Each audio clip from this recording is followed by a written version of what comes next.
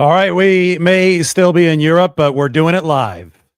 Not a lot of live 49ers updates this time of the year, but this one I think does call for it.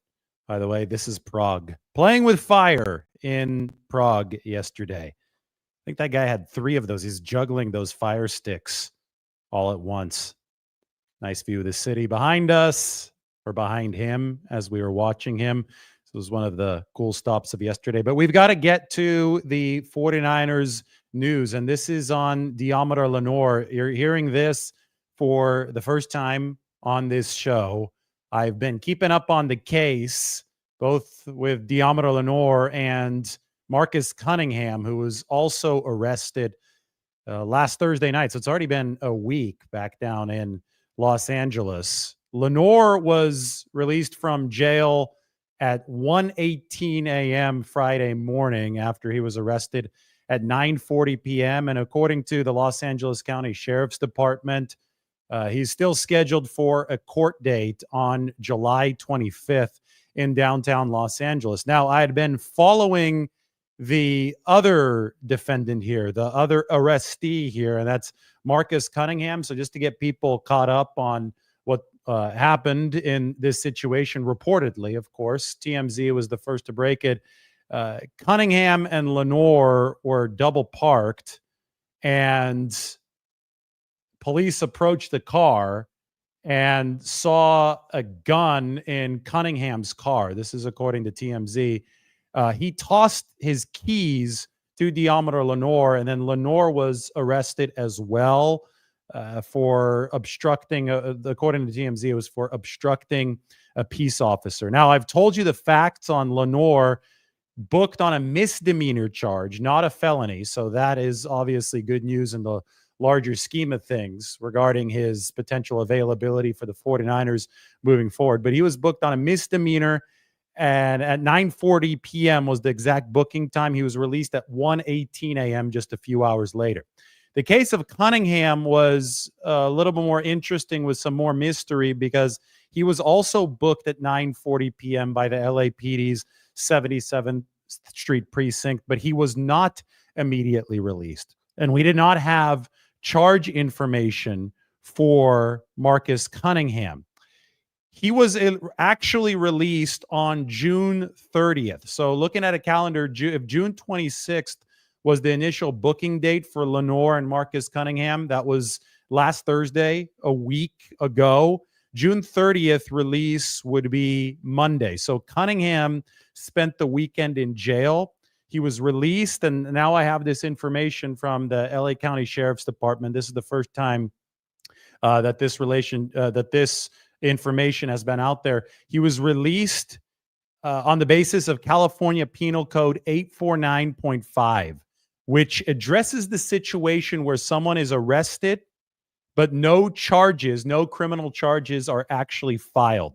In those cases, the arrest is deemed a detention only. So it's downgraded from an arrest to a detention. So Marcus Cunningham, that's the guy Deommodore Lenoir was reportedly with at the time of the arrest, was not charged with anything, and he was released on Monday at 6:07 p.m. His arrest was downgraded to a detention only. So we know that Cunningham, not charged with anything. Deommodore Lenoir faced a misdemeanor charge. That's the last we know there, and his scheduled court date was July 25th in downtown Los Angeles. So that is the latest. I think if we want to zoom out and intelligently apply some analysis to this situation, well, it's can only be good news for Deommodore Lenoir that the guy who was arrested with him, Marcus Cunningham, hadn't been charged with anything. And I think that our initial reaction to this a week ago, when I found out that Deommodore Lenoir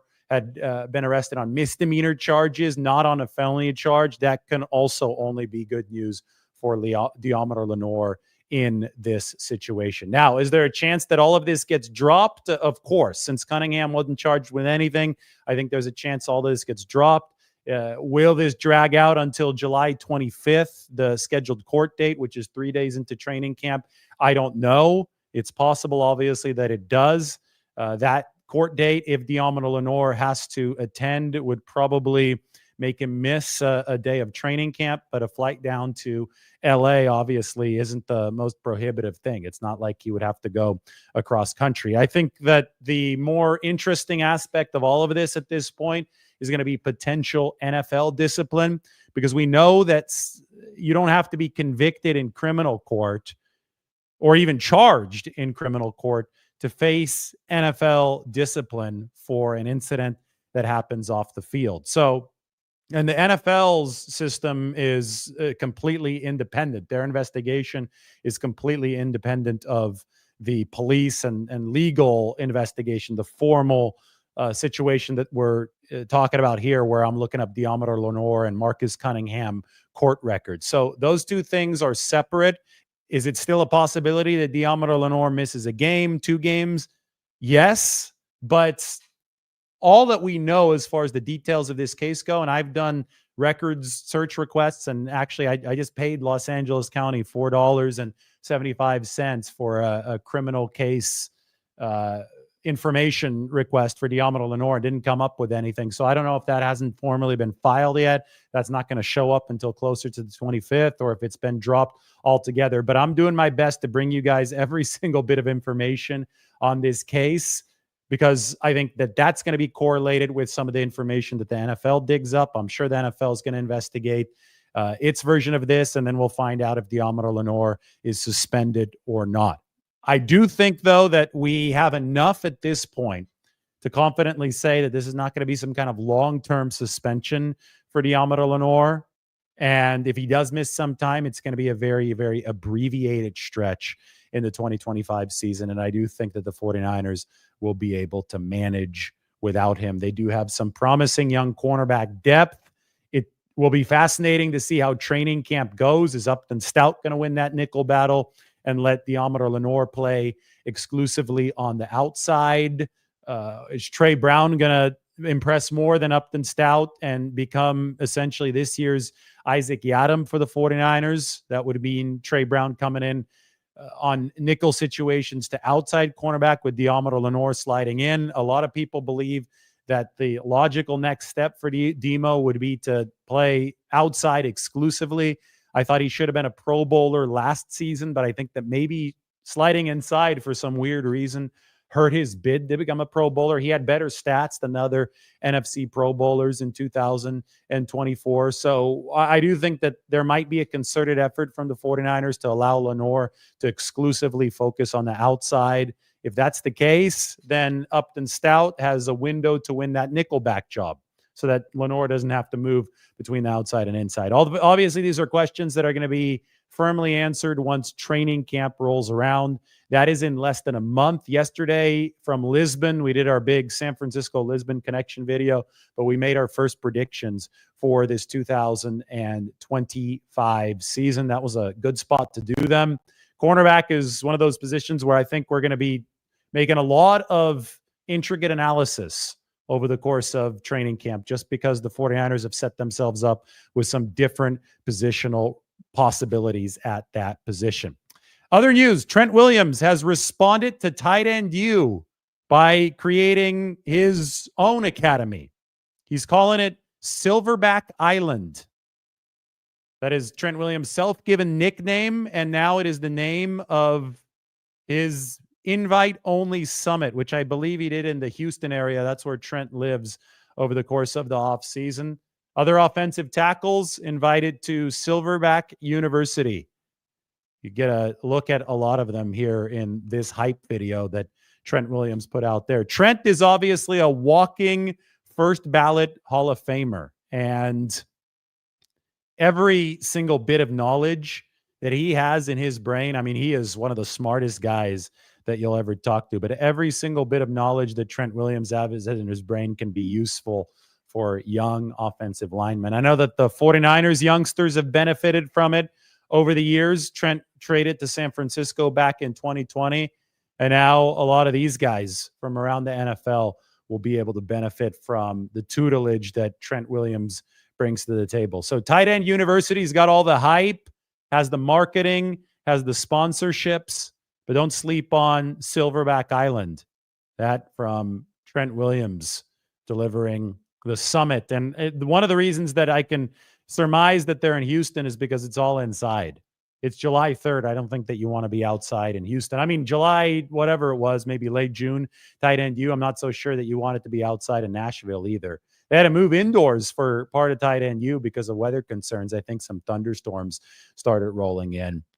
Still hot over there. It's hot out here in Europe. You really start, there's air conditioning in every place that we head to here, like as far as hotels go. And I wouldn't say every place. Some restaurants don't have it, but the air conditioning doesn't hit the way that it does in the US. You really start to appreciate central air once you spend a good 6-7 weeks in Europe over the course of the off season. Other news is, well, we've got a big article up on the San Francisco Standard talking about the 49ers' biggest weakness and how they have worked to address it over the course of this offseason. So going to head to the Standard, get this open for you guys. The 49ers have invested a ton to fix their biggest problem. Will it work? That is the headline. Here is the article. You're going to have a nice photo of Robert Saleh up on the screen. The link to this is in the description. We'll also put it into the chat section so we can talk about it right now. The biggest problem for the 49ers, undoubtedly their run defense. And I talk about so many things over the course of this article, but I really set the stage with a look at how things have dropped off over the course of the years for San Francisco. Blue is good. Red is bad. The run defense, this was a top 7 run defense in 4 consecutive seasons.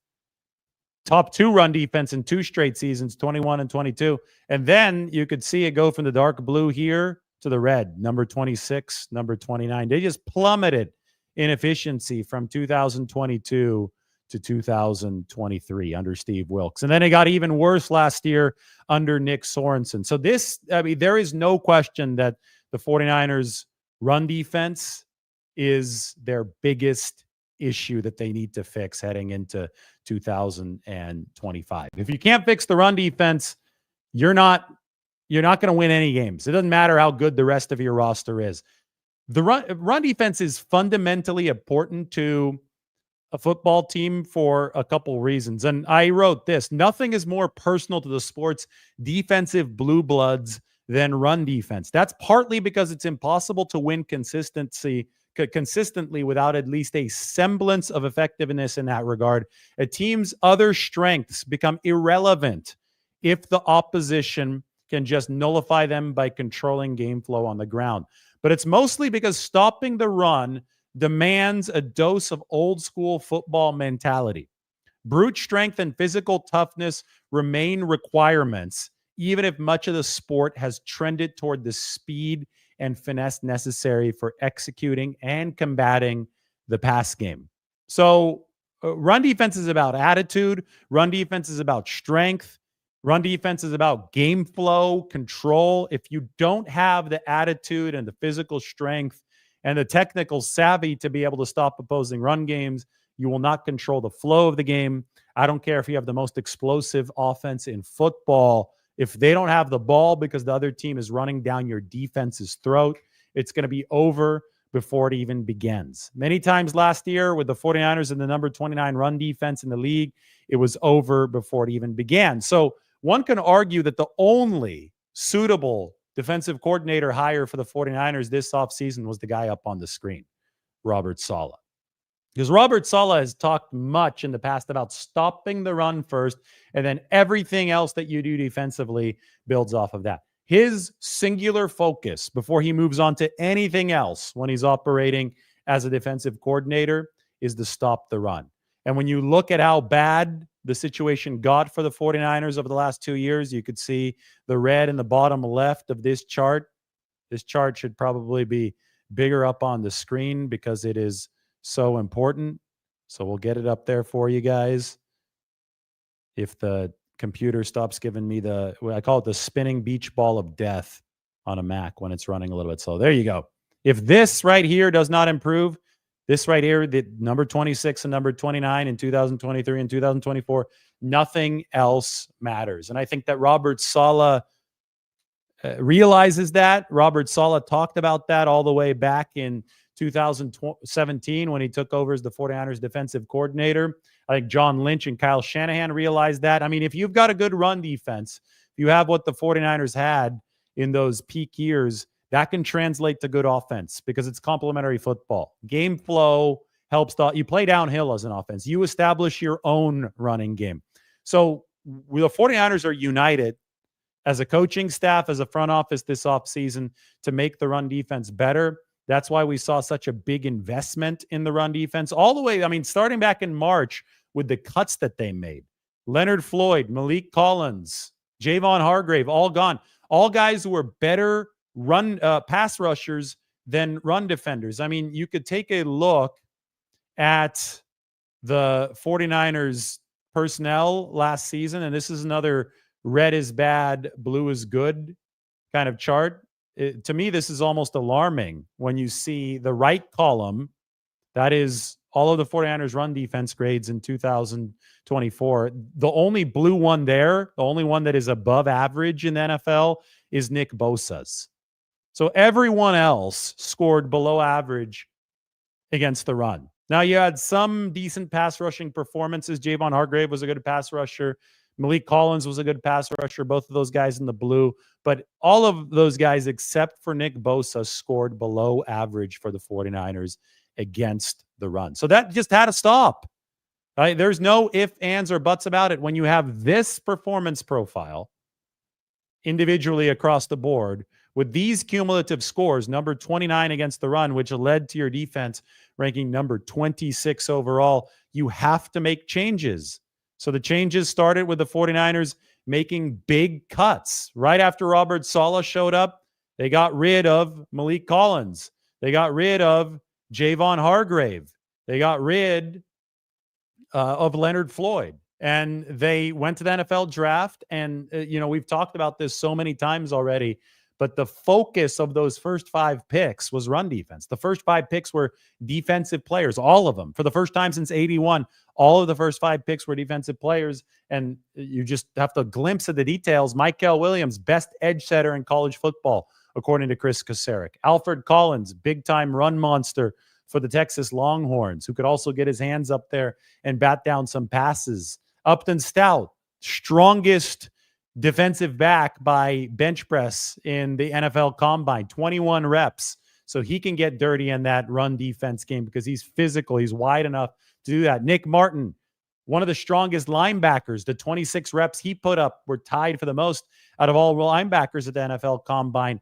He can also play the run, had 140 plus tackles last time he was healthy at Oklahoma State. And CJ West, the defensive tackle out of Indiana, I mean, that's a run specialist if I've ever seen one. Violent hands, transformed Indiana's run defense in a season there.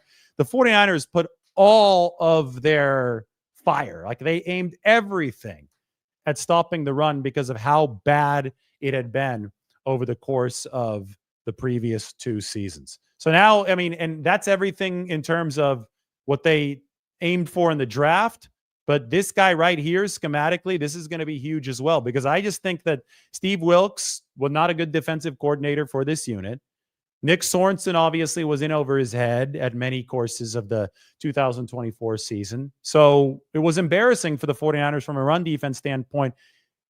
A lot had to go wrong for the drop-off to be as precipitous as it was to this. A lot has to go wrong for a team to go from number 2 to number 29 and number 2 to number 26 in just 1 year, but 2 to 29 in 2 seasons. So it's not just the personnel. Obviously, a lot of it was the personnel, but this is also a case of this personnel playing under defensive coordinators who were not utilizing things properly. So you repair the situation, and maybe the only way that you repair the situation is by bringing in this guy, Robert Saleh. And that's what I wrote about on the San Francisco Standard. You know that this is the most honest, objective 49ers coverage anywhere if you watch the YouTube channel. So if you want to get it in a nice written format where we have all of this data, this really, really big look at Trent Williams, Nick Martin, what the 49ers are doing.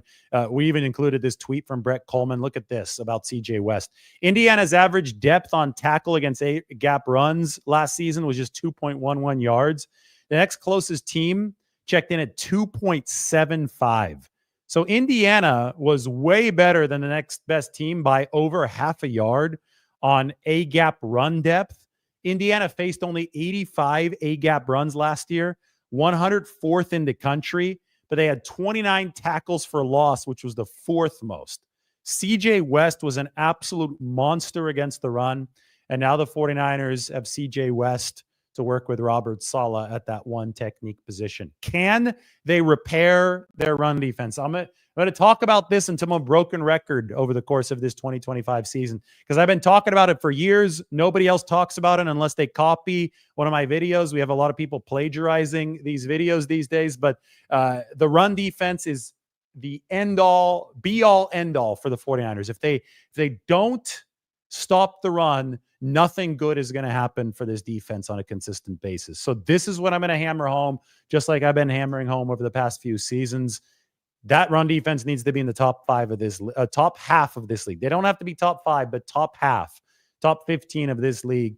And if it is, then the 49ers can have some fun with the pass rush, stop the run, have some fun for San Francisco. The article is up on the San Francisco Standard. Link is in the description for you. I'm going to take this link. I'm going to put it into the comment section. Why don't we move into a Q&A? There it is in the comment section.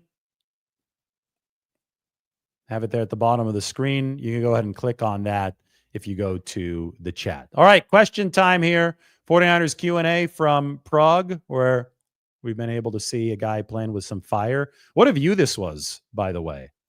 49ers are playing with fire if they can't stop the run. I can say that much. Golden hour at a non-touristy spot in Prague, which is kind of hard to find these days. Had some great burgers. There's a beer garden, a couple beer gardens right by here. Going to get a beer for about $2 at most, maybe $1.50. And then you could watch a guy play with fire, do a lot of crazy stuff with a view of the castle, view of the city. I am ready for the 49ers Q&A. Let's go.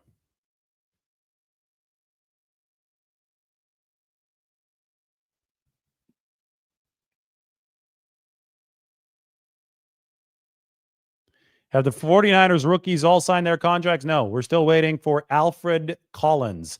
Just the 30 out of 32 second rounders still have yet to sign. I think the deadline pressure of training camp is going to be necessary there. Why? Because the top two second rounders signed fully guaranteed contracts. You can blame the Browns and the Texans who give out ridiculous fully guaranteed contracts, which aren't mandated by the CBA for this. Now that the top 2 second round picks have voluntarily been given fully guaranteed contracts by their respective teams, the rest of the second round picks want some fully guaranteed money that hadn't previously been guaranteed to them. So it's going to take a little bit for the agents and the teams to figure out just how this is going to work. At the 11th pick of the second round, I'm sure that Alfred Collins is going to be due some fully guaranteed money of his own, just based on how these negotiations are progressing. If the top 2 picks got some and other second round picks are now holding out from signing, waiting for theirs, well, it's going to probably happen on a sliding scale. Every subsequent pick is going to sign for less fully guaranteed money than one before. But Alfred Collins was in the top half of that round. He is the last remaining unsigned 49ers 2024 draftee. They're going to have to find an amount that works for him and works for them. When is the likely game that Ayuk returns? Well, I don't think that they have that zeroed in yet, but I can tell you that if he starts the season on PUP, physically unable to perform, not taking up a roster spot, Ayuk will have to be on that PUP list for a minimum of 4 games. So we can start asking about it in week 5 if he does indeed start the season on PUP, which I do think is likely based on what we know so far. Mike says not until after the bye. Because it was an ACL and an MCL, that's a more messy kind of injury. It is entirely possible that we see Brandon Ayuk miss the majority of this season, which would be, well, I mean, after the bye wouldn't be until December. The 49ers have a really late bye. I think it probably will be a little bit sooner, but again, I'm just guessing at this point. All I do know is that as far as likelihood goes, PUP would be the most likely list that Brandon Ayuk goes on. And that, if carries over to the regular season, would mean missing at least the first 4 games of the season.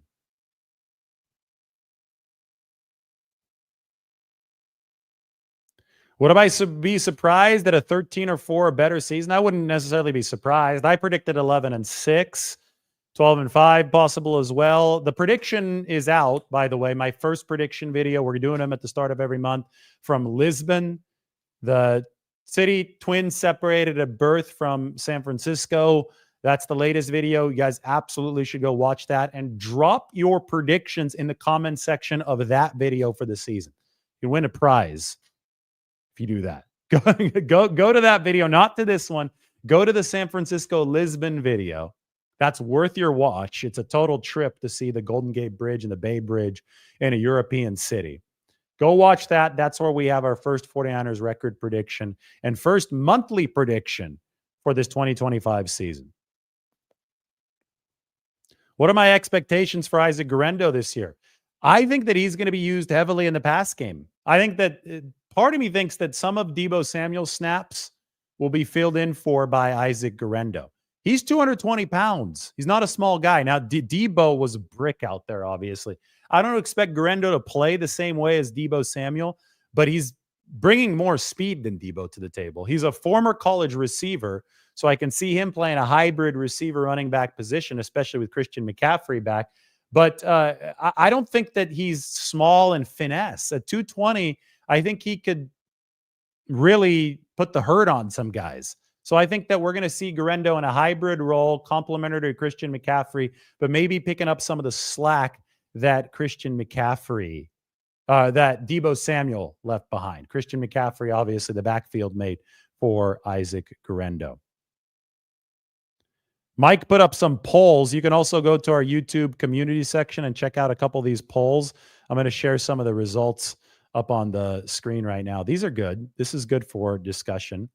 Mike always bringing the goods. He posts some of these polls online, and we now have a large enough sample to take a look at some of the results. So here's one, and here's two. Which roster issue could hurt the 49ers the most in 2025 is the first one. So here are the results.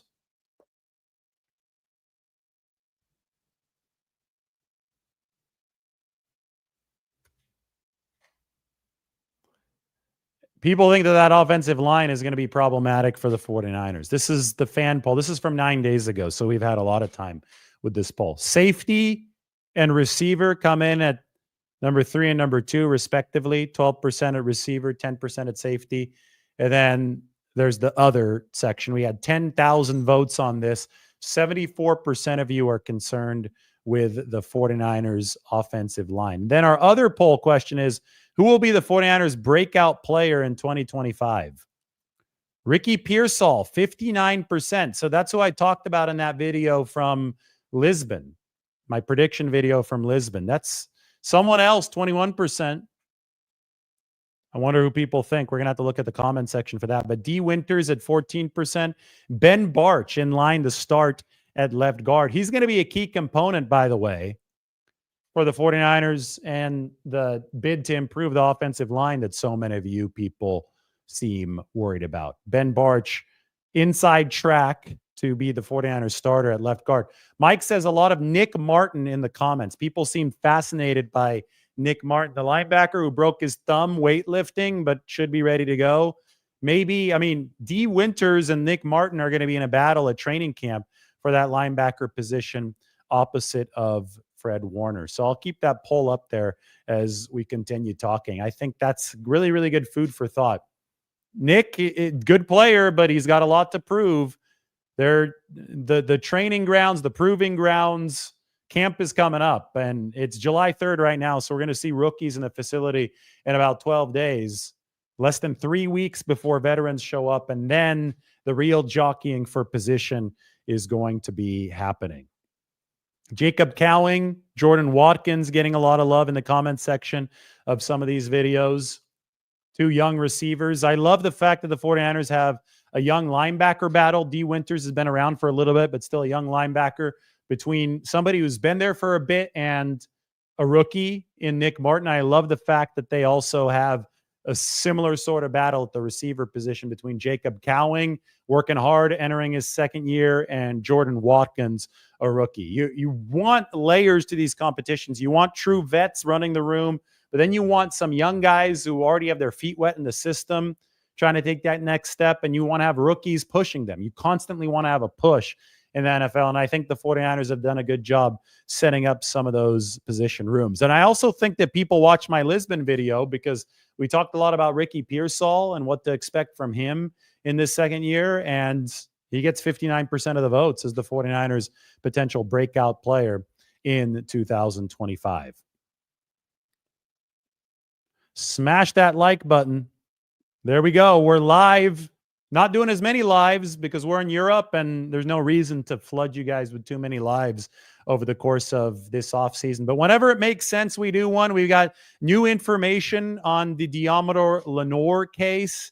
Demo was obviously released from jail just a few hours after he was arrested about a week ago, 1:18 a.m. The LA County Sheriff's Department, as I reported, and I don't know why this was so underreported elsewhere, but thank you for watching because you're going to get the most relevant and accurate information. The Sheriff's Department and the information that I was able to obtain said misdemeanor charge, which I think should be the headline everywhere here, not a felony charge, misdemeanor charge for Deommodore Lenoir, July 25th court date. But the guy who was arrested with Deommodore Lenoir at the same time at 9:40 p.m. last Thursday, Marcus Cunningham, he spent the weekend in jail, but he was released on Monday at about 6 p.m. He was released, and he was released according to California Penal Code 849.5, which is a detention-only release, which means that his arrest and stint in jail was downgraded to a detention because no charges were filed, which can only be good news for Deommodore Lenoir because if there had been charges filed against the guy who reportedly tossed him his car keys and that was the misdemeanor obstruction that Deommodore Lenoir had reportedly been arrested for, well, that would bode worse for Deommodore Lenoir. But the fact that Marcus Cunningham was released without being charged means that the misdemeanor charges that we heard about that Deommodore Lenoir is scheduled to attend court for on July 25th, I think there's a much higher probability of those either being dropped or those being of the nature that the NFL does not suspend Deommodore Lenoir for them, since the disciplinary process for both of those things will be separate. So I talked about that earlier, and now we continue with our 49ers Q&A. Arnell asks how Trent Williams is looking. I think Trent is looking really good. We had video of Trent at his Silverback Island. That is the invite-only summit. There's a look at Trent. We can rewind a little bit so you can see him. Trent looks in phenomenal shape, by the way. I thought that he trimmed a little bit of weight. I can't wait to talk to him once this season starts about what he did this offseason. But when I saw Trent Williams at OTAs, he was looking spry. And I think for somebody who's been dealing with rather chronic ankle issues over the course of the past few years, that's the best way to stay healthy, is to make sure that you're a little bit lighter on your feet, benefit that ankle tremendously if he's 5-10 pounds lighter. He was moving really well at OTAs. I think he's hungry. I think he's motivated, and he's running. There were people saying that he was going to retire, and now he's running his answer to tight end U with Silverback Island. Another reminder, only get your information from places that have a track record of being correct.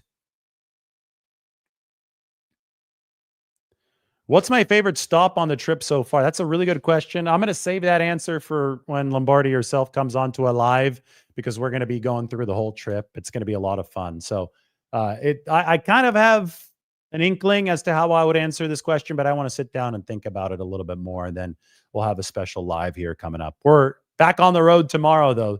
Another cool location coming up tomorrow after this little pit stop in Prague, where we go live with the Globe right behind me. The Globe is on this side. Old Town Square in Prague. Nice little painting. the light up globe. I think it's perfect for a live as we're traveling around the world. Coming back home in the middle of this month. So don't worry, I'm going to be back for training camp. This is dead period travel, but I think that we're managing with some good 49ers content as it happens.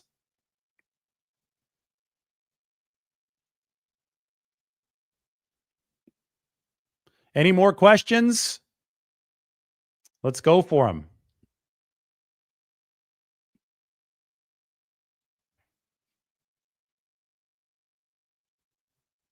Wow, Mike has another fire chart. Quarterback efficiency and grading from 2006 to 2024. This includes the supposedly down season for Brock Purdy. Let's get this one up on the screen. I mean, this is anybody who cares about facts and data and just objectivity. Well, you love the Brock Purdy numbers because they yield the truth. The truth that I think a lot of people are uncomfortable with, and we have to share anyway. Where did this save to? We got to get this up on the screen. Trying to download this so I can show you guys. We got another picture of Brock Purdy working with biomechanics specialist and QB developer Jonathan Pierce. A lot of good content here. All right, where is this? Let's get it up. All right, I got it. Crisis averted. First, take a look at this one.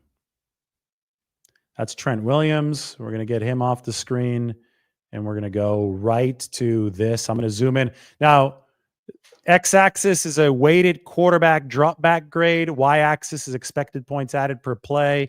Obviously, the two are correlated. This is from 2006 to 2024. You want to be in the upper right. Look, Jimmy Garoppolo's in the upper right. That's great. But we want to move further to the right and further up. Mahomes, Purdy, Peyton Manning, Tom Brady, Aaron Rodgers, Drew Brees, Josh Allen, Lamar Jackson. Purdy's the most efficient out of all of them. I mean, I hope that people are wrapping their heads around how impressive Brock Purdy has been. This is not just a great story coming from Mr. Irrelevant. This is one of the elite quarterbacks in all football. Obviously, he's being paid accordingly now, but I think that people really, really need to consider the fact that he's up there with Mahomes, Manning, Brady, Rodgers, Brees, Allen, Jackson. I mean, he's above those guys in terms of efficiency, but he's in the same area of the graph as those guys. And the ever underappreciated Jimmy Garoppolo, also in the upright, even after playing post-injury, post-broken foot in Vegas, where it was a disaster for Jimmy Garoppolo, also up here in a good spot. So I think that the 49ers quarterback discourse needs a reality check. This channel has been the one leading that charge, and we see data like this. We're going to show it. We're going to show it very frequently. We can end this on a Brock Purdy note. This is Purdy with the QB developer and biomechanics specialist, Jonathan Pierce, at George Kittle's place, because Purdy, yes, moving to Nashville. I don't know if he's there full time yet, but working at George Kittle's place. We're going to play one more video here that Mike was able to share with me from Kittle's place. Again, I have to be able to get this up on the screen, though. Sometimes it could be a little bit tricky in the middle of a show. I think there's like a little lag between when I download the video when it becomes available for me to select, which is unfortunate because I want to share it with you guys right away. Looks like I'll have to wait. Maybe I answer another question while we wait.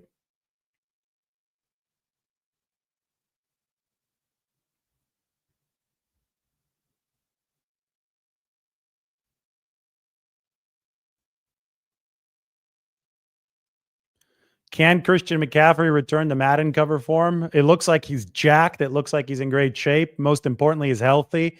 I think he's probably learned how to back off some of the training at opportune spots so he doesn't have that Achilles barking at him. He's a future Hall of Famer. I would not bet against Christian McCaffrey in 2025.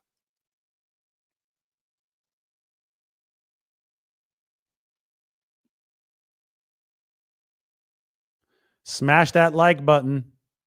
Yes. All right. I think we run out of questions, and I don't know if I could get this video up. I think the video will have to wait till the next video. It looks like we have a lot of content, and we have an exciting new trip coming tomorrow. So that exciting new trip will allow us to keep you updated on everything with the 49ers. Hit that like button, hit the sub button, go into the description, check out the San Francisco Standard. You heard that new information here first regarding Deommodore Lenoir. We'll talk to you guys very soon.